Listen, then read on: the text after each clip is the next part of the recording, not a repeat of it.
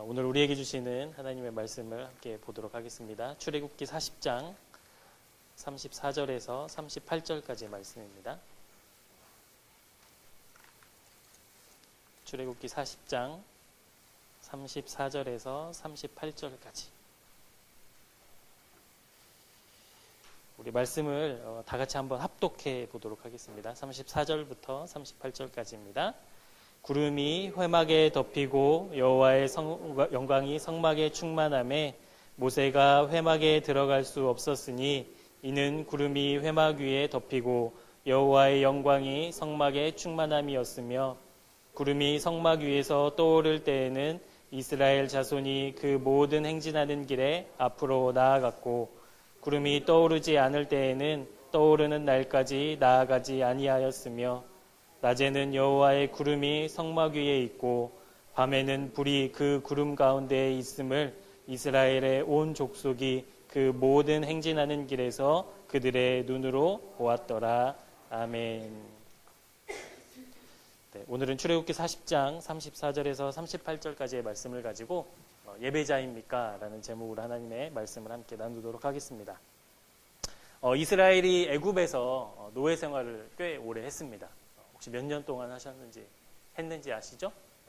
그러니까 400년이라는 시간 동안 애굽에서 이스라엘 백성이 자신들의 정체성을 잃고 노예로 살아갔던 시간들이었습니다. 그런데 모세라는 한 지도자가 나타나게 되었고 모세를 통해서 하나님의 뜻은 출애굽이 우리가 살 곳이 아니라 하나님이 예비하신 가나안 땅으로 가는 것. 그 땅은 젖과 꿀이 흐르는 아름다운 땅, 풍요로운 땅이었음을 보여주게 됩니다. 그리고 이스라엘 백성은 광야로 나아가게 되죠. 앞으로 어떤 일이 있을지 또 어떤 길이 그들 앞에 열릴지 아무것도 알 수 없는 상태로 이스라엘 백성은 애굽을 빠져나오게 되었습니다. 우리가 잘 알고 있다시피 애굽에서부터 가나안 땅의 그 광야 여정이 몇 년인가요? 네, 40년이죠. 40년. 40년 동안 이스라엘 백성은 자기들이 살고 있던 400년 동안 털을 내렸던 그곳을 떠나서 알 수 없는 미지의 땅에서 40년을 살게 됩니다. 학자들마다 의견이 분분하지만 출애굽한 인원이 몇 명이나 될까? 그래서 최소는 수십만 회부터 최대는 200만에 가까운 그 거대한 민족이 광야에서 40년을 살았다. 여러분 그게 상상이 되십니까? 지금도 10,000명, 20,000명 이렇게 모이면 막 엄청나잖아요. 근데 그 사람들이 40년 동안 잘 갖춰지고 반듯한 그런 도시에서 산 게 아니라 아무것도 없는 광야에서 살았다라는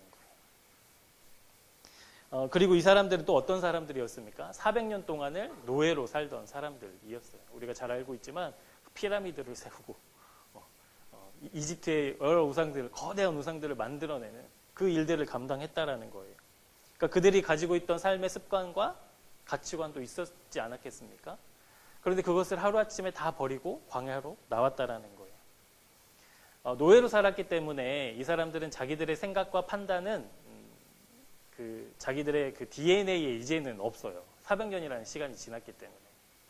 그러니까 자기들이 판단하고 생각하고 의미를 찾고 이런 것들을 할 수 없는 사람들이었죠. 그냥 하루하루 관리가 주는 그 미션, 임무, 이것을 수행해내는 그런 삶을 살았던 시간이 400년이었습니다. 그러니까 오로지 그것이 목적이었던 사람들이 이제 하루아침에 나오게 된 것이죠. 여러분, 이런 사람들이 어떻게 40년 동안을 광야에서 살 수 있었겠습니까? 저는 말씀 준비하면서 상상을 좀 해봤거든요. 그 수십만의 사람들이 이렇게 광야를 쭉 길 줄 서가지고 가는데 또 누구는 옆으로 빠지기도 할 테고 또 누구는 무슨 일이 있다고 천천히 오기도 할 테고 난리 법석일 것 같은 상상이 들더라고요. 그래서 이게 40년이라는 시간을 어떻게 보냈을까 도저히 상상하기가 어려운 상황이었습니다. 그런데 누가 뭐라고 해도 그것이 도저히 상상하기 어려운 일이라 하더라도 하나님은 40년 동안 이스라엘 백성과 함께 하셨고요. 그 도저히 불가능할 것 같았던 광야에서 하나님은 이스라엘 백성과 함께 하셨다라는 것입니다. 그래서 그곳에서 함께 하신 그 하나님께서 이스라엘 백성을 훈련시키셨다는 거예요. 여러분 군대 가보신 분들은 알겠지만 훈련 받을 때 막 좋은 거 안 주거든요. 제가 훈련하면 떠오르는 장면이 하나 있는데 여름에 훈련하면 여러분 뭐가 제일 먹고 싶은 줄 아세요? 시원한 물, 네. 얼음 동동 띄워진. 전 술을 안 먹는데 가끔 그 광고에서 봤던 그 맥주 막 시원하게 화루화루 막 그게 너무 생각이 나는 거예요. 그거 마시면 얼마나 시원할까. 근데 여러분 군대에서 훈련 나갈 때 무슨 물 주는 줄 아세요? 팔팔 끓인 물 줘요. 왜냐하면 오염될까 봐, 상할까 봐 막 끓여가지고 물을 갖다 줘요. 그래서 물이다 해가지고 가면은 여기 이제 수통을 이렇게 달고 다니잖아요. 막 엉덩이가 뜨끈뜨끈해가지고. 그러니까 여러분 얼마나 힘들었겠습니까? 이스라엘 백성들이. 얼마나 괴로웠겠어요. 근데 이스라엘 백성이 하나님과 함께 그곳에서 훈련 받았다는 거예요. 아무것도 없는, 아무것도 볼 것이 없는 그 땅에서 하나님만 바라보고 하나님의 백성으로 거듭나는 훈련을 광야에서 받게 되었습니다. 우리 신명기 8장 2절부터 6절 말씀을 우리 한번 성경을 좀 찾아보시도록 할게요.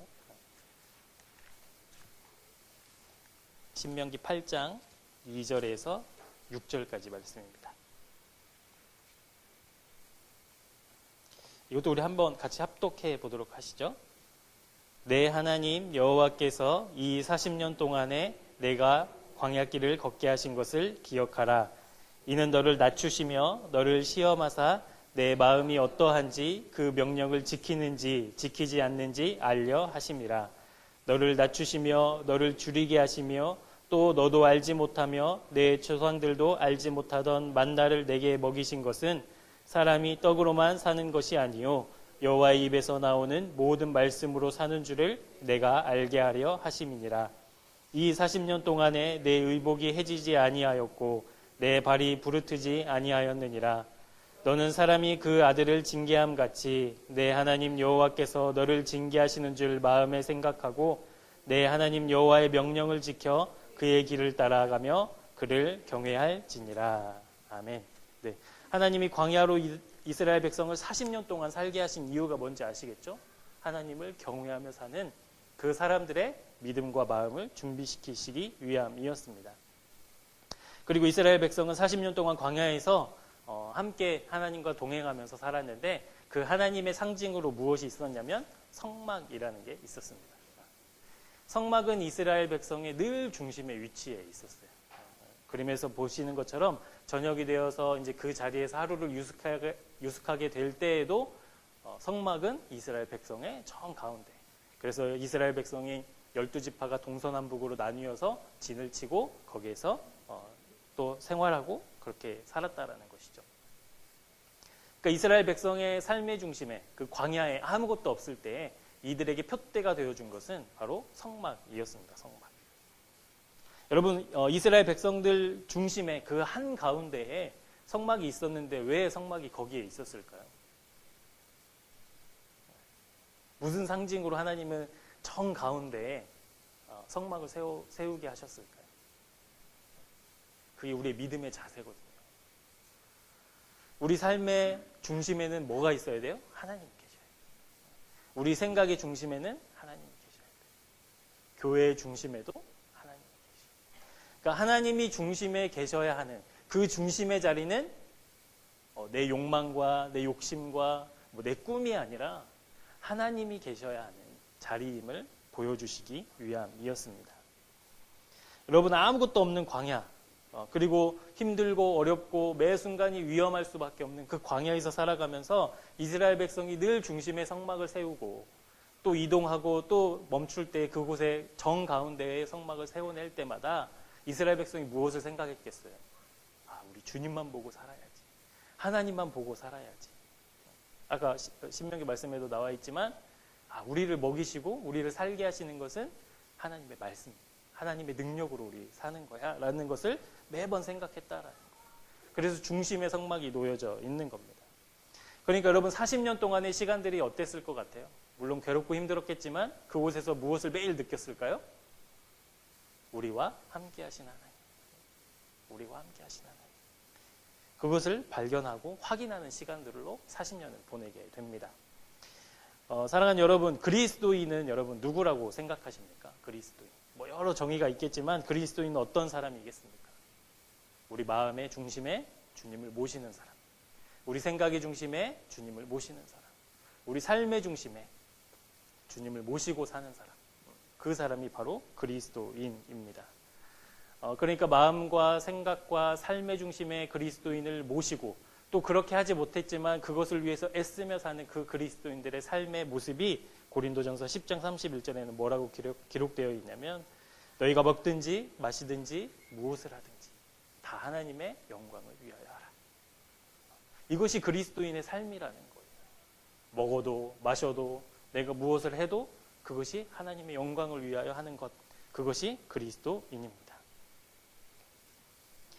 여러분, 우리 삶에 모든 것이 하나님의 영광이 되기 위해서 전제되어야 할 것이 하나 있지 않습니까?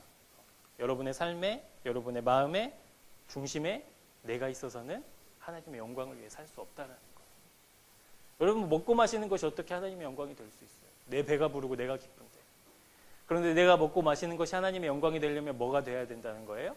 우리 중심에 주님이 계셔야 된다. 주님이 계시면 우리가 먹고 마시는 것도 하나님의 영광이 될 수 있다라는 것이죠. 그런데 여러분, 이게 생각보다 쉽지 않죠. 이 필요성에 대해서는 알고 있지만 날마다 이렇게 살아야 한다라는 것은 좀 죄송한 마음이 먼저 들지 않습니까? 그러니까 우리가 이것을 열심히 애써야 한다는 거예요. 애써야.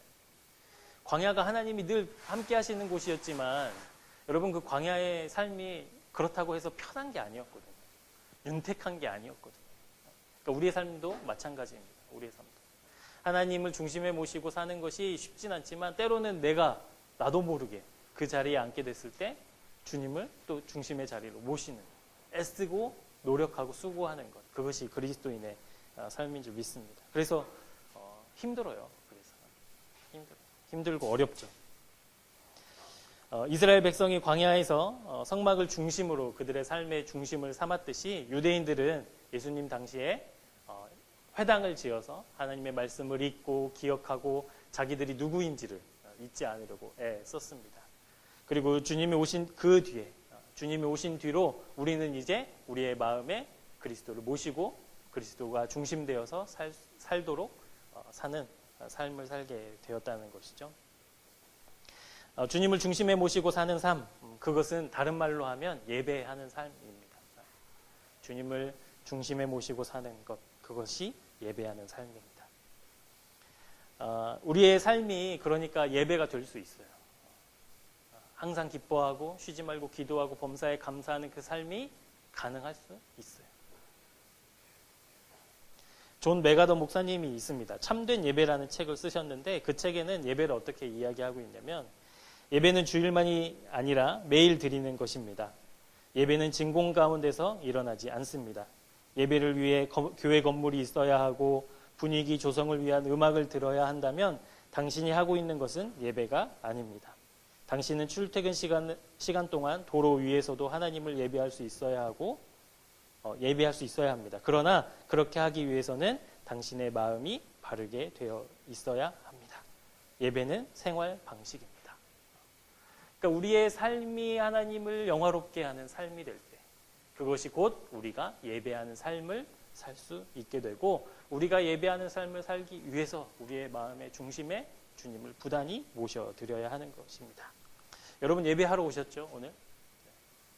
여러분의 예배는 언제 끝이 납니까?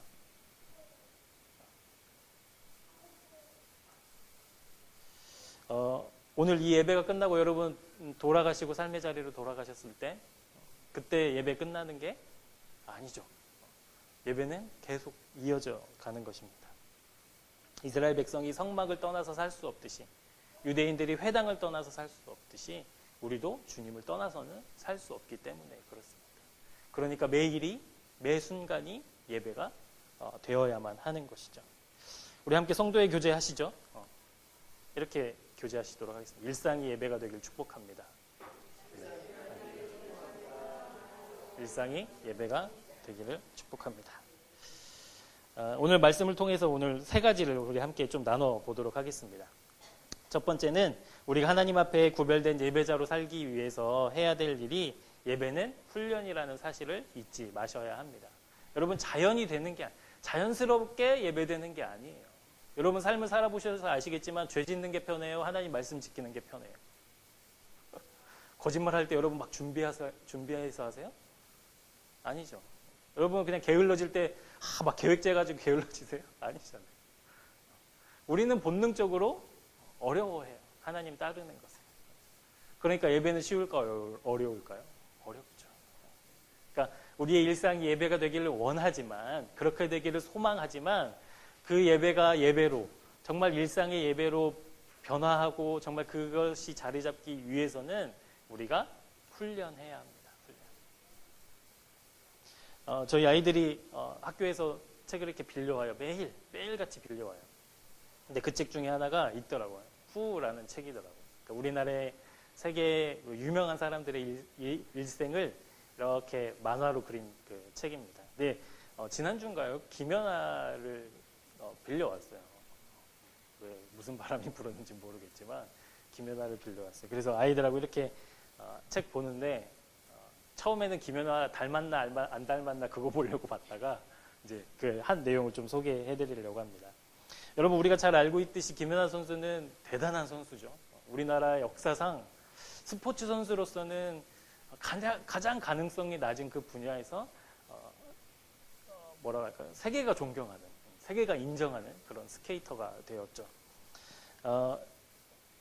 김연아 선수가 보여주는 기술 하나하나는 정말 그 피겨 스케이팅의 교과서라고 불릴 정도로 정확하고 바르고 하여튼 흠잡을 데 없는 그런 기술을 가진 유능하고 아주 유명한 선수입니다.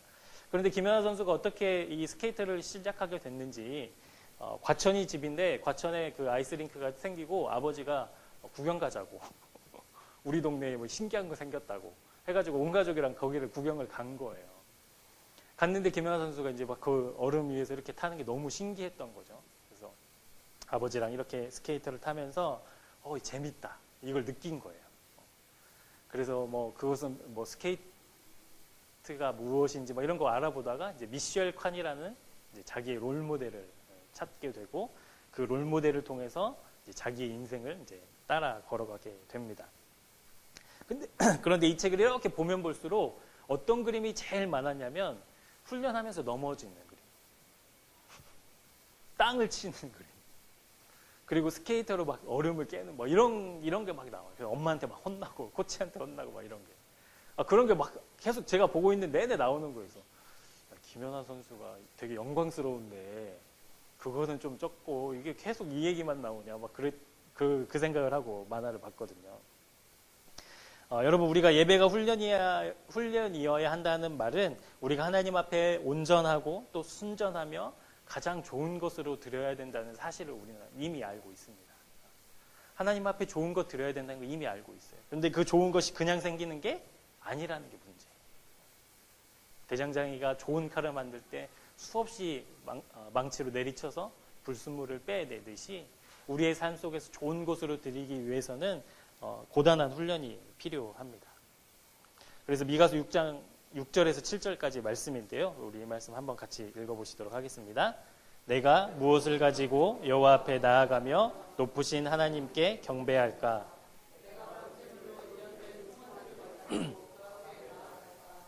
여호와께서 천천의 순양이나 만만의 강물 같은 기름을 기뻐하실까? 내 허물을 위하여 내 맏아들을 내 영혼이 죄로 말미암아 내 몸에 열매를 드릴까? 그러니까 이스라엘 백성들은 하나님 앞에 예배하기 위해서, 하나님 앞에 올바르게 예배하기 위해서 좋은 것, 많은 것, 큰 것을 드려야만 그게 하나님이 기뻐하시는 예배라고 생각했다라는 거예요. 여러분 천천의 순양이 상상이 되십니까? 강물 같은 기름이 상상이 되세요? 아니죠. 그러니까 하나님께 많이 드리고 좋은 거 드리고 비싼 거 드리면 하나님도 당연히 감동하시겠지. 감동받으시겠지. 이게 이스라엘 백성의 마음이었다라는 거예요. 그런데 하나님은 그것에 신경 쓰실까요? 안 쓰실까요? 안 쓰세요. 미가서 6장 이어지는 말씀이 6장 8절에는 어떤 말씀이 기록되어 있냐면 사람아 주께서 선한 것이 무엇임을 내게 보이셨나니 여호와께서 내게 구하시는 것은 오직 정의를 행하며 인자를 사랑하며 겸손하게 내 하나님과 함께 행하는 것이 아니냐. 천천의 순양을 드려도 강물 같은 기름을 하나님 앞에 드려도 하나님이 보고 하나님이 집중하시는 것은 뭐예요? 하나님과 함께하는 것. 그 사람이 드리는 천천의 순양을 기뻐하시는 것. 그 사람이 드리는 강물 같은 기름을 기뻐하시는 거예요. 하나님이 원하시는 것, 어떠한 외형적인 의무 우리가 해야죠. 예배 드려야 돼. 삶이 예배다. 그래서 주일날 예배 안 오는 거. 이렇게 주장할 수 없잖아요. 그러니까 주일날 예배 드려야 되는 것처럼 외형적인 우리가 책임과 의무를 다 해야 합니다. 그런데 진정한 그리스도인으로서 당연히 갖고 있어야 돼. 마음의 중심. 하나님과 동행함. 이것이 없이 예배자처럼 살 수 있다라는 거예요. 여러분, 하나님 없이 헌금할 수 있을까요? 없을까요? 하나님 경외함 없이 헌금할 수 있어요? 없어요? 있어요. 여러분, 내 욕망을 위해서 눈물을 흘리며 기도할 수 있어요? 없어요? 있어요. 심지어는요, 하나님 안 믿어도 예배 자리에 올 수 있어요. 얼마든지 할 수 있어요. 예배를 드립니다. 번듯한 옷, 깨끗한 옷을 입고 깨끗하게 차를 세차해서 번쩍번쩍하게 해서 교회에 도착해서 이제 예배당으로 들어갑니다. 예배가 시작되기 전에 기도하며 눈물을 흘리며 예배를 준비해요. 그리고 졸지도 않고 딴짓도 안 하고 예배에 온전히 집중해요. 그리고 새로 준비한 신권으로 탁 반듯하게 헌금 준비해서 탁 드려요. 그리고 축도가 끝나면 그냥 돌아갑니다. 여러분, 이것으로 우리가 예배 잘 드렸다고 말할 수 있어요?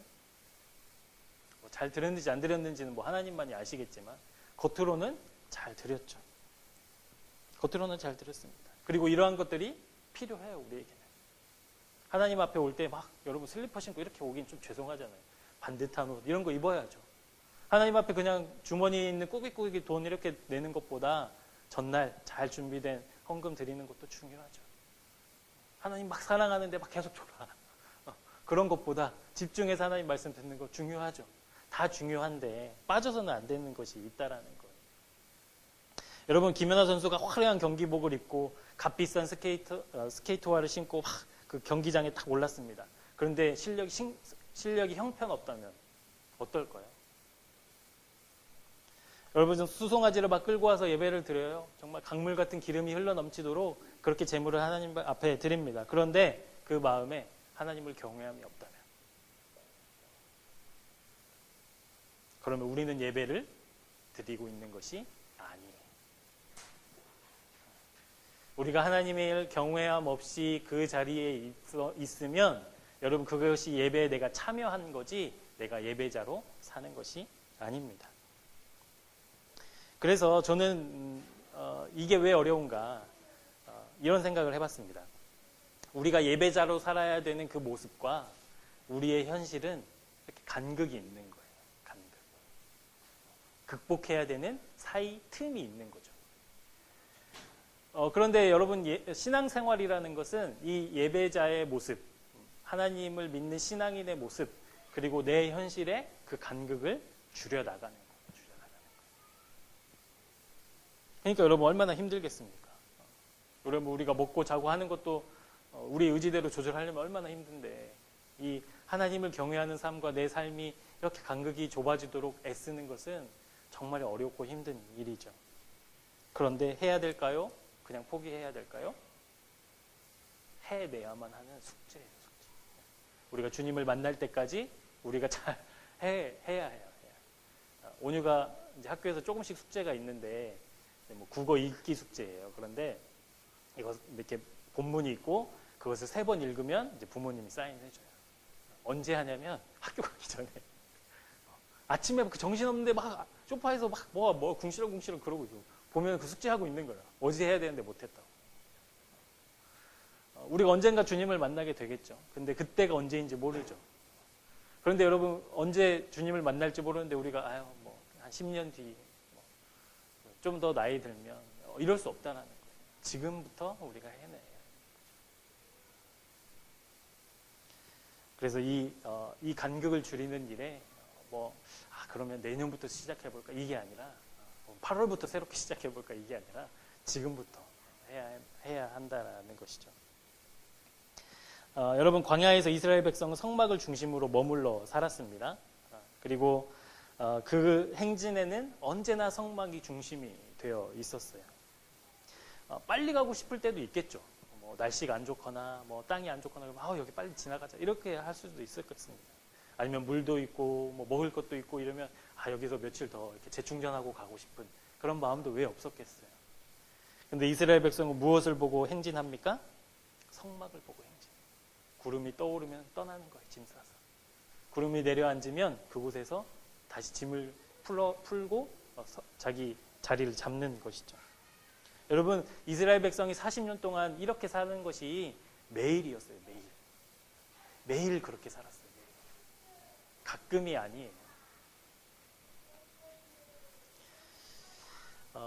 운동선수 중에 은퇴하는 선수들이 있습니다. 대부분의 선수는 부상을 당했거나 아니면 나이가 들어서 은퇴합니다.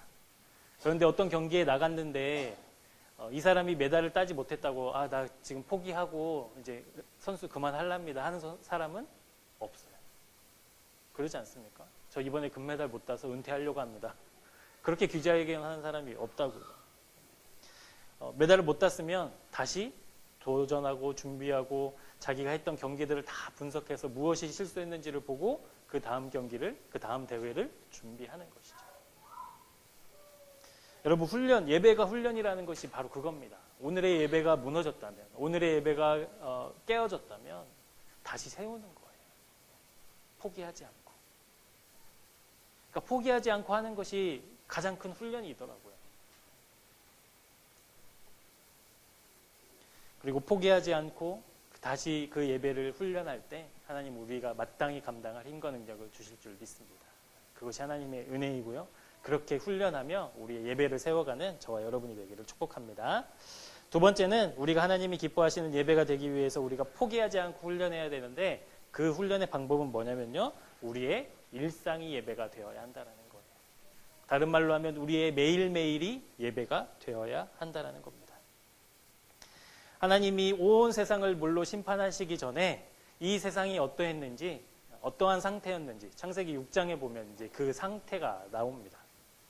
여호와께서 사람의 죄악이 세상에 가득함과 그의 마음에 생각하는 모든 계획이 항상 악할 뿐임을 보시고 하나님이 이 땅에 죄가 가득하고 흘러 넘쳐서 하나님이 이것을 심판해야 되겠다라고 생각하셨던 거예요. 그렇게 죄가 가득할 때 하나님을 경외함이 없고 악이 가득할 때 여러분 이때에 누가 있었는지 아세요?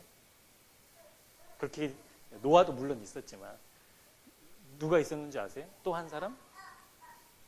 에녹이 있었습니다. 에녹이라는 사람이 그 시대에 살고 있었던 사람이었어요. 에녹은 어떤 사람입니까? 하나님과 동행하더니 하나님이 그를 데려가심으로 이 세상에 있지 아니한 사람. 성경에 나오는 첫 번째로 죽음을 경험하지 않은 사람이 에녹이었습니다. 죄가 가득한 그 시대에도 에녹은 죄로 자기를 더럽히지 않았어요. 세상 사람들이 쾌락을 쫓아 돈을 쫓아 성공을 쫓아 살아갈 때 에녹은 하나님과 동행했다라고 성경은 기록해 있습니다. 여러분, 에녹의 삶이 일주일에 한 번 예배드리는 삶이었을까요? 아니었어요. 하나님과 동행했다고.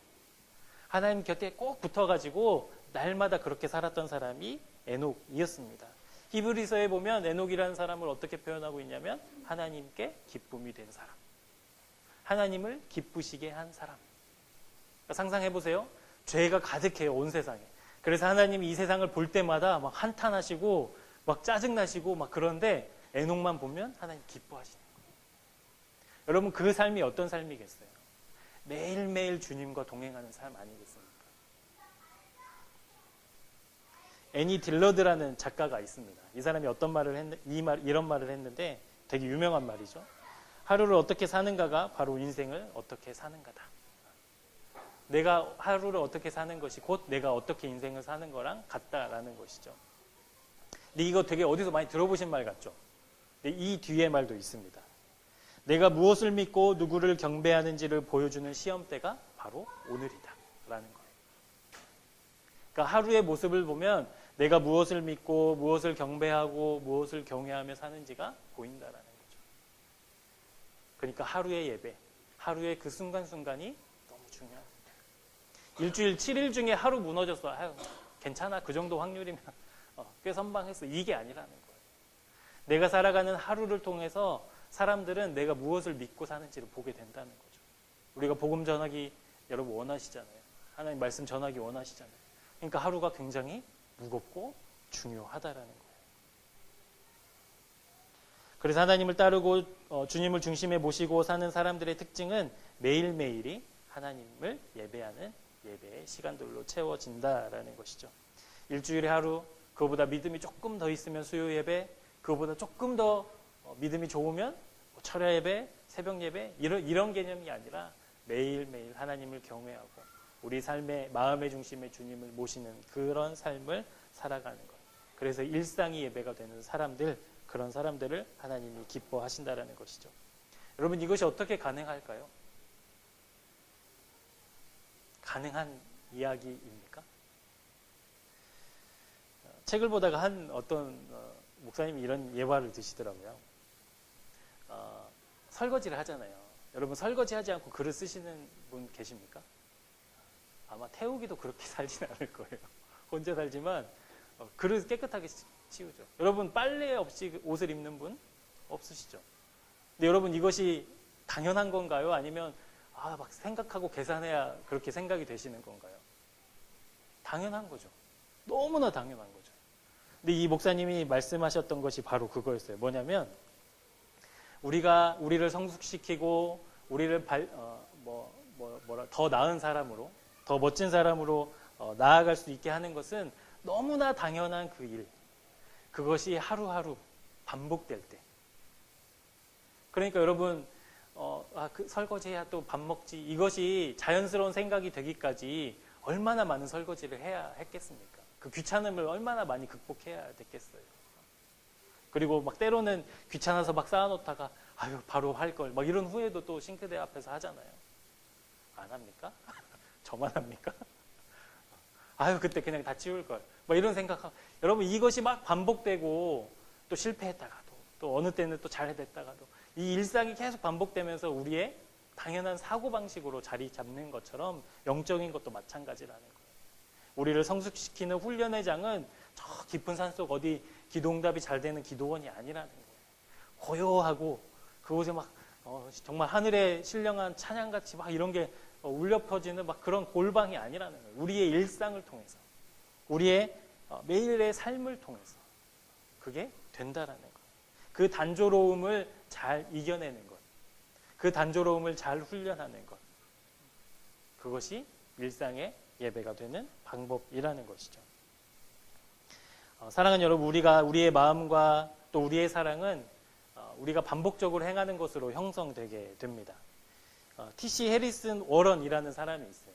사제인데요. 이 사제가 뭐라고 얘기를 했냐면 아까 이 이야기를 한 거예요. 그러니까 이분은 매일매일 설거지를 하면서 하나님을 예배해요. 아침에 일어나서. 이분은 아침에 일어나서 가장 먼저 하는 그 침대 정리, 그걸 하면서 하나님을 찬양해요. 그러니까 매일매일이 그렇게 살도록 애쓰는 거예요. 아이들을 데려가 주면서도 아이들을 위해서 축복하면서 함께 하실 하나님을 예배하고, 또 아이들을 데리고 와서 함께 저녁 식사하면서도 오늘 지켜주신 하나님을 감사하고. 여러분, 이게 자동으로 나오는 게 아니라 그렇게 매일매일 훈련했다라는 거죠. 그래서 우리의 일상에 하나님을 예배함이 있어야 우리의 삶이 예배가 된다라는 것.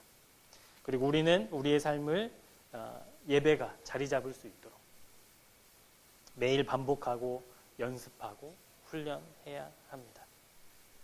그렇기 때문에 예배는 훈련이고 또 예배는 일상입니다. 우리 오늘 함께 본 출애굽기 40장 38절 말씀을 한번 보시겠습니까? 38절 말씀입니다. 한번 같이 읽어보시죠. 낮에는 여호와의 구름이 성막 위에 있고 밤에는 불이 그 구름 가운데에 있음을 이스라엘의 온 족속이 그 행진하는 길에서 그들의 눈으로 보았더라. 여러분, 이스라엘 백성이 잠자리에 들어갈 때 무엇을 받겠습니까? 성막 위에 내려앉은 그 불을 보게 됩니다. 아침에 탁 눈 떠서 아우 잘 잤다, 아우 이제 오늘 뭐 하지라고 탁 장막을 나올 때 뭘 받겠어요? 성막 위에 내려앉은 구름을 받는 거예요. 그러니까 하나님과 늘 그렇게 하는 거예요. 여러분 자러 갈 때 그 불기둥을 보면서 뭐 했겠어요? 아유, 뭐 오늘은 불이 좀 약하네. 불을 좀 떼야, 뭐 이런 생각 했겠어요? 아, 이 광야에서 우리와 함께 해주셔서 오늘 하루 우리가 편하게 잠자리에 드는구나. 아침에 일어났을 때, 아, 밤새 여러 가지 위험한 상황이 있었을 텐데 하나님이 저렇게 그곳에서 우리를 지켜주시고 보호해 주셨구나. 이걸 여러분 생각했지 않았겠어요? 그러니까 가나안 땅에 가서도 여리고성을 만났을 때 그 담대함 보십시오. 하나님과 함께하는. 여러분 그것이 훈련이 되니까 무기 없이 여리고성 가. 무너질 거야 라는 말에 순종하잖아요. 사랑하는 새생명교회 여러분, 여러분의 매일이 하나님을 예배하는 시간이 되기를 축복합니다. 그런데 그렇게 되기 위해서는 꽤 오랜 시간이 필요할 거예요. 꽤 많은 힘이 필요할 거예요. 그런데 해내야만 합니다. 우리 교회 비전 중에 하나가 있죠. 예배하는 공동체. 그런데 이 예배하는 공동체 앞에 생략된 단어가 있어요. 매일매일이에요. 매일매일. 일주일에 한 번, 주일 오전 11시가 예배 다 같이 뭐 결석 없이 모두가 함께 와서 예배하는 그 공동체를 말하는 게 아니에요. 매일매일 예배하는 공동체. 여러분 신앙의 선배가 되고 싶으시죠? 내 후손들에게. 근데 여러분 그것은 쉽게 되지 않더라고요. 열심히 하나님 붙잡고 살아야 되더라고요. 매일매일 하나님을 예배하며 살 때 우리가 매일의 예배자로 설 수 있게 됩니다. 수고하고 또 힘들고 고통스러운 시간이지만 하나님이 그것을 기뻐하시기 때문에 여러분 그것을 애쓰고 또 연습하는 우리가 되기를 축복합니다. 마지막입니다. 마지막으로 우리가 열심히 예배를 훈련하고 또 매일매일이 하나님을 예배하는 그런 삶이 되기 위해서 그 두 가지가 되기 위한 힘은 어디에서 나오냐면요. 용기에서 나옵니다. 용기. 예배는 용기입니다. 우리 본문 36절, 37절도 우리 한번 같이 읽어보실까요? 구름이 성막 위에서 떠오를 때에는 이스라엘 자손이 그 모든 행진하는 길에 앞으로 나아갔고 구름이 떠오르지 않을 때에는 떠오르는 날까지 나아가지 아니하였다. 네. 여러분 광야에서의 삶은 언제 무슨 일이 터질지 모르는 삶이에요. 갑자기 막 정말 불뱀이 나올 수도 있는 거고 아니면 정말 마실 물이 없어서 정말 굶어 죽게 되는 위험이 언제나 도사리는 그런 땅이죠. 그런데 이스라엘이 그 아무것도 없는 동서남북이 어딘지도 모르는 그곳에서 무엇을 보고 살았냐면 하나님이 임재하시는 그 성막을 보고 살았다라는 거예요. 그리고 그 성막이 가면 가는 거고 멈추면 멈추는 거예요. 여러분 그것이 용기이지 않겠습니까? 내가 보는 이 상황은 너무 위험해서 빨리 피해야 되는데 하나님의 성막은 멈춰 있어요. 그러면 멈추는 거예요. 그게 용기죠. 그게 용기입니다. 그리고 저 멀리 적과 꿀이 흐르는 가나안 땅이 희미하게 보일 때 야 힘들지만 우리 오늘은 자지 말고 그냥 생으로 가는 거야. 날밤 새서 가서 우리 빨리 도착하자 하고 싶지만 성막이 멈추면 또 멈추는 거예요. 또 여기서 더 머무르고 싶고 막 좋고 풍경도 좋고 날씨도 선선하고 여기서 좀 재충전하고 가시죠. 근데 성막이 딱 출발하면 부랴부랴 짐 싸서 또 가는 거예요. 그게 용기라는 것이죠. 토미테미 오늘은 좀 여러 책들이 소개되는데요. 토미테미가 쓴 하나님의 관점이라는 책을 보면요. 하나님의 나라에서 예배는 무엇에 비유하고 있냐면 생명선에 비유하고 있어요. 생명선. 예배는 생명선과 같다. 사단이 당신의 예배를 멈출 수 있다면 사단은 당신의 인생에서 무엇이든지 손을 댈 수 있다라고 이야기하고 있습니다. 그러니까 하나님을 예배하는 것이 그리스도인에게 생명과도 같은데 사탄은 그 생명과도 같은 예배를 무너뜨리기 위해서 무엇이라도 할 수 있다라는 거예요. 여러분, 사탄이 우리의 목숨을 위협하고 우리의 삶을 뒤흔들고 그래서 예배하지 못하게 할 때 그럼에도 불구하고 내가 하나님 예배할 거야. 나 그럼에도 불구하고 하나님 놓지 않을 거야. 이것이 용기라는 거예요. 용기. 그런 사람이 있지 않습니까? 욥. 욥이 무엇이라고 고백합니까? 주신 이도 여호와시요 거두신 이도 여호와시오니 오직 여호와의 이름이 찬송을 받으실지니라. 하루아침에 자녀를 잃은 아버지의 고백입니다. 평생 동안 쌓아왔던 재물을 하루아침에 도둑맞은 그 가장의 고백이에요. 이게. 다른 사람 같았으면 하나님 원망했겠죠. 하늘 향해서 돌을 집어던지고 하나님, 하나님 무엇을 내가 잘못했습니까? 내가 무엇을 했기에 하나님이 이렇게 나에게 시험하십니까? 라고 묻지 않고 하나님의 것임을, 그리고 다시 하나님을 예배하는, 무릎을 꿇었던 사람이 바로 욥입니다. 그러니까 다른 것은 모르겠고 하여튼 예배가 멈추지 않기 위해서 내 삶을 온전히 드리겠다라는 그 용기를 가진 사람이 욥이었다라는 거예요. 근데 저는 이 말 들으니까 좀 무섭더라고요. 사탄이 그렇게 예배 싫어하는구나. 우리의 생명과도 같은 모든 것을 다 뒤흔들 만한 그 능력이 있는 게 이미 사탄인데 우리는 너무 얕잡아봤구나. 너무 얕잡아보고 예배도 너무 중요하게 생각하지 않았구나. 이런 생각이 드니까 좀 죄송하고 무섭더라고요. 좀 개인적인 이야기를 드리겠습니다. 좀 양해해 주십시오. 예배를 훈련하고 매일의 예배를 드리고 또 그것이 정말 하나님의 기쁨이 되기 위해서 저희 가정은 지난 5월부터 가정 예배를 시작했습니다. 사실은 이것이 뭐 훈련이며 뭐 하나님이 기뻐하시는 거며 솔직히 그런 마음이 없이 시작했어요. 어떻게 시작하게 됐냐면 저희 부부가 우리 아이들을 기르는데 바른 사람이 돼야 돼, 착한 사람이 돼야 돼, 착한 친구가 돼야 돼, 이런 거는 가르쳤는데 바른 하나님이 사람이 되어야 되는 자연스럽게 배우겠지라는 생각이었거든요. 그게 솔직한 상태였어요. 저희 부부의 상태. 그래서 그거 신앙교육을 집에서 잘 하지 못하고 있었구나. 그래서 이제 그런 부담감을 저희 부부가 이제 갖게 되었죠. 근데 그 전부터 뭐 여러분의 가정들도 마찬가지예요. 가정 예배 드려야지. 아내나 저나 얘기하면 그래야지 하고 그냥 끝났어요. 예배 드려야 되지 않을까? 그렇게 드려야지. 가정 예배 시작해야지. 그렇게 막 또 몇 개월이 지나고 여러분 그것이 계속 반복이었어요. 그런데 저희 부부에게 하나님이 거룩한 부담감을 주시더라고요. 그걸 하지 않으면 안 되는. 그래서 순종하고 시작했습니다. 근데 신기한 것은 그날부터 민호 목사님네 가정도 가정 예배를 시작하셨더라고요. 같이. 그런 부담감이 있었던 것 같아요. 우리 아이들을 어떻게 믿음으로 길러내는가. 그래서 매일 저녁 8시 반에 모여서 식탁에 앉아서 하나님의 말씀을 보고 또 오늘 하루 있었던 일을 나누고 또 기도하고 중보하는 그런 시간을 갖습니다. 그런데 그렇게 다짐하고 했지만 매일 잘 되지 않아요. 뭐 바쁜 일이 있거나 어제 같은 경우에도 손님이 또 저녁에 잠깐 오셔가지고 뭐 이렇게 못 드릴 때도 있어요.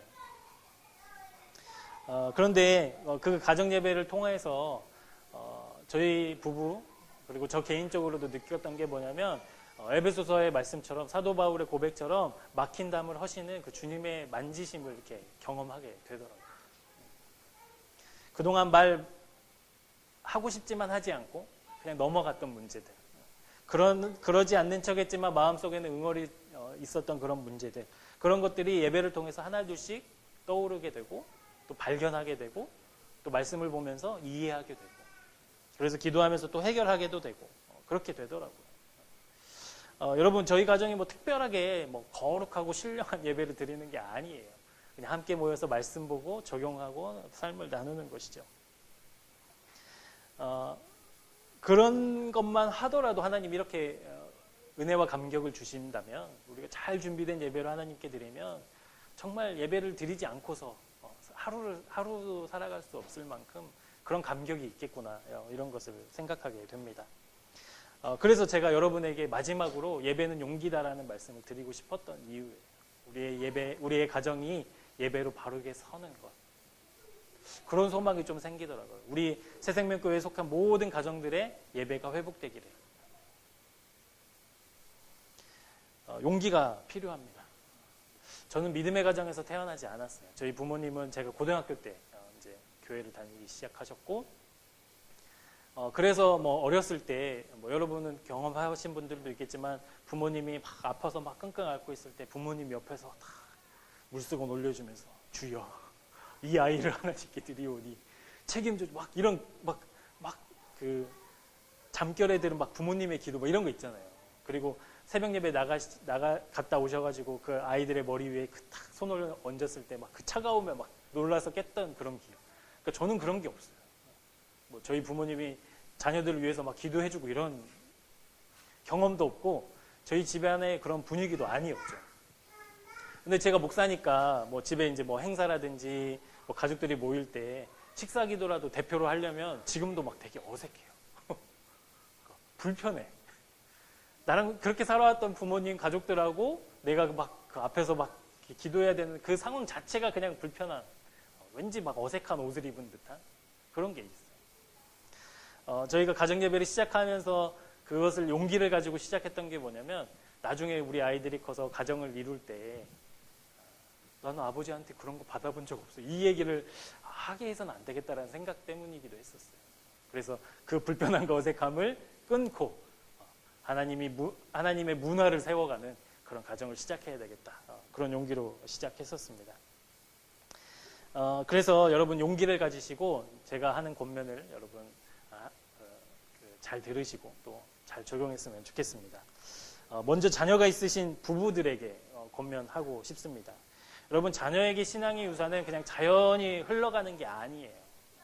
말씀에도 있지만 자녀들에게 신앙교육은 날마다 말씀을 강론하고 토론하고 읊어주고 들려주는 것. 그래서 문설주에 쓰고 이마에 달고 손목에 매라는 그 이유는 자녀들이 볼 때 항상 하나님의 말씀을 기억하라는 것. 그러니까 자녀가 신앙인으로 자라게 하기 위해서는 여러분, 자녀를 위해서 열심히 기도도 해야 되지만 그 신앙의 유산을 잘 물려주는 예배를 통해서 그 신앙의 유산을 물려주셔야 합니다. 그래서 우리가 먼저 신앙을 가진 부모가 그 하나님을 경외함과 하나님을 따름, 하나님을 의지함을 예배를 통해서 자녀들에게 흘려보내는 거예요. 그러니까 여러분, 용기 내셔야 되겠어요? 안 내셔야 되겠어요? 좋은 말로 물을 때 대답하세요. 용기를 가지셔야 돼요. 우리 자녀들의 평생의 인생이 걸린 문제거든요. 그러니까 예배를 통해서 우리 자녀들에게 신앙을 잘 물려주는 것. 그것이 이제 자녀를 둔 부모님의 책임이고 또 의무임을 여러분 잊지 않았으면 좋겠습니다. 근데 자녀가 있는데 혹시 그 자녀가 다 자랐다, 뭐 이런 분이 있을 수 있지 않겠습니까? 그런 분이 계시다면 두 부부가 먼저 시작하시면 됩니다. 두 부부가 먼저 시작하시면 돼요. 애들이 막 뭐 학교나 회사에 막 쩌들어서 딱 왔을 때 부모님이 식탁에 앉아서 자녀들을 위해서 기도하는 모습을 본다고 생각해 보십시오. TV에 앉아서 왔냐? 치킨 사왔냐? 이게 아니라 말씀 보고 그 아이를 위해서, 그 자녀를 위해서 기도하는 그 모습을 본다고 생각해 보십시오. 두 부부가 정말 중요한 그 문제를 놓고 막 사람들의 방법이 아니라 하나님, 이 문제를 하나님께 드리고 하나님 안에서 해결되길 원합니다. 여러분, 그렇게 그 문제를 해결해 나가는 모습을 보여준다고 생각해 보십시오. 얼마나 가치 있는 일이겠습니까? 근데 부부가 같이 하나님 믿으면 좋은데 또 그러지 않은 분도 있잖아요. 나 혼자만 믿는 분. 그런 분이라면 혼자 시작하십시오. 가장 눈에 잘 띄는 장소, 가장 밝은 장소에 자리를 딱 잡으시고 정해진 시간에 예배를 시작하는 겁니다. 나 혼자. 비켜. 뭐 하는 거야? 그곳이 여러분 예배의 장소로 삼고 예배 드리는 거예요. 하나님을 경외하는 것이 예배라고 하지 않습니까? 그 예배의 자리를 여러분이 용기를 가지고 세우시면 하나님 은혜 주실 줄 믿습니다. 그 가정에 하나님이 부어주실 은혜들이 분명히 있을 거예요. 그러니까 여러분, 용기를 가지시고 예배의 제단을 쌓는 우리 부모님들이 되기를 축복합니다. 부모님과 함께 사시는 자녀분들이 있죠? 부모님과 함께 사시는 자녀분들, 그런 분들께 권면합니다. 우리 집은 가정예배 드리지 않는데요? 그럼 여러분이 시작하시면 돼요. 여러분이 하면 돼요. 엄마 아빠 와 예배 드리게. 쟤가 왜 저러나? 쟤가 뭔 일이 생겼나? 그리고 막 이상하게도 보실 거예요. 그게 불편하죠. 그런데 시작하셔야 돼요. 여러분, 자연히 그냥 예배가 시작됐으면 상관없는데 그게 아니라면 여러분 누군가는 나서야 되지 않겠습니까? 그것이 여러분이 되었으면 좋겠습니다. 엄마 아빠, 우리 이제 가정예배 드릴 거야. 그러니까 와, 엄마 권사잖아. 뭐 하고 있어? 빨리 와 예배 드려. 집사잖아. 빨리 와 예배 드려. 우리 함께 예배하게. 그 개척자가 되었으면 좋겠어요. 가정의 예배를 세워가시는. 부모님을 초청하고 뭐 형제들을 초청해서 같이 함께 예배드리는 그 용기를 가지시기를 바랍니다. 자녀 되시는 분들, 네? 용기를 가지셔서 여러분이 예배자가 되세요. 먼저 부모님과 함께 기도하고 여러분 그런 분위기 할 수 있어요. 만들 수 있어요. 대답이 시원찮아서 처음부터 다시 설교를 시작할까 싶네요. 아셨죠? 네. 마지막으로 홀로 사시는 분들이 또 계실 텐데 홀로 사시는 분들에게 또 권면합니다. 여러분이 하나님을 예배할 수 있는 시간과 장소를 마련해 두시기 바랍니다. 우리 예전에 봤던 그 워룸이라는 영화 제가 몇 번 예화도 했지만 그 시간과 장소를 구별해 놓고 여러분들이 집안에서 생활하실 때마다 그것을 보면서 하나님 예배해야지, 하나님께 기도해야지 라는 그 자리를 마련해 놓으셨으면 좋겠어요. 그리고 그것을 너무 해봤는데 너무 자주 까먹는다 그러면 여러분이 가장 많이 보는 장소들에 하나님이 예배하는 중요성에 대해서 아니면 말씀을 이렇게 출력하셔가지고 막 곳곳에 붙여놓으세요. 스스로 그렇게 지켜야지 어떻게 하겠습니까? 우리는 그렇게 성숙한 사람 아니잖아요. 혼자 있으면 게을러지고 뭐 누가 보나 나 혼자 그냥 그러고 싶지만 하나님의 말씀을 붙여놓고 그 사인들을 계속 해놓는 거예요. 그래서 내 스스로를 예배자로 서게 하는 것이죠. 예배는 훈련이라고 했습니다. 혼자 있으면 더 지키기 어려워요. 그러니까 여러 도구들이 필요하게 됩니다. 집안에 곳곳에 하나님의 말씀 붙여놓고 예배 드리도록 아니면 하나님을 예배하는 내가 하나님과 그곳에서 만나겠다라는 그 자리를 마련해놓고 그것을 볼 때마다 예배의 자리로 나아가시는 것이죠. 저는 도저히 안 되겠어요. 그럼 여러분 기도하십시오. 함께 예배할 수 있는 사람 붙여달라고 기도하십시오. 함께 예배할 수 있는 사람. 그리고 혼자 그곳에서 하나님과 나와의 단둘이의 그 만남, 그 만남이 얼마나 기쁘고 얼마나 놀라운지를 경험하는 여러분들이 되었으면 좋겠습니다. 그래서 여러분 부모 계시는 분들은 또 그 역할대로, 또 자녀이신 분들은 그 자녀대로, 나 홀로 있는 분들은 또 나 혼자의 모습으로 하나님께 예배하는 예배자도 서기를 주님의 이름으로 축복합니다. 저희 가정은 이렇게 예배해요.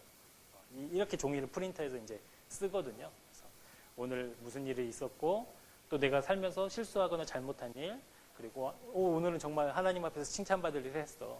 그리고 내일 해야 될 일.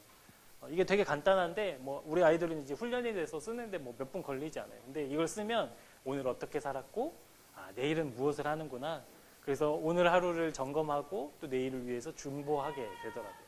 그래서 큐티를 시작하고 또 삶에 적용하고 마지막에 이것을 하면서 서로를 위해서 기도하고 그렇게 마치는. 그러니까 예배를 들어보면 한 15분 정도밖에 안 되지만 그것이 매일매일 쌓이니까 정말 은혜가 되더라고요. 그래서 저희 부부에게도 이렇게 쓰면서 서로 나누면서 좀 오늘 표정이 그랬는데 왜 그랬구나 뭐 이런 것도 알게 되고 내가 좀 더 배려해줘야지 아니면 내가 좀 더 조심해야지 이런 것도 느끼게 되는 거예요. 그래서 예배를 그렇게 드렸으면 좋겠습니다. 우리의 매일의 예배, 그래서 우리가 잠자고 있는 우리의 신앙이 깨어나고 식어졌던 우리의 열정이 다시 뜨거워지고 하나님과의 관계가 어그러진 것들이 바로 잡혀지는 그 놀라운 역사와 은혜가 우리가 드리는 예배로 응답되는 귀한 은혜가 있기를 소망합니다. 여러분은 하나님을 예배하십니까? 그리고 예배자로 사시겠습니까? 그것을 결단하는 오늘의 이 시간이 되기를 축복합니다. 함께 기도하시겠습니다. 우리의 예배를 기뻐 받으시는 하나님, 우리의 온 마음과 뜻과 정성으로 주님을 예배하는 삶을 살게 하여 주옵소서. 특별히 우리 모두의 가정에 하나님을 예배하는 예배의 제단이 쌓여지게 하시고 하나님을 높이며 노래하며 기도하는 아름다운 향기가 가득한 가정들이 되게 하여 주옵소서. 예배의 제단을 쌓는 개척자로 결단한 사람들에게 하나님 특별한 은혜와 복을 내려주셔서 하나님을 경외함이 매일의 예배로 열매 맺게 하여 주옵소서. 주님, 우리 모두가 예배자가 되기를 원합니다. 예배를 훈련하며 일상 속에서 예배하고 용기를 가지고 우리가 머무는 곳에서 예배자로 살게 하여 주옵소서. 예수님의 이름으로 기도합니다. 아멘.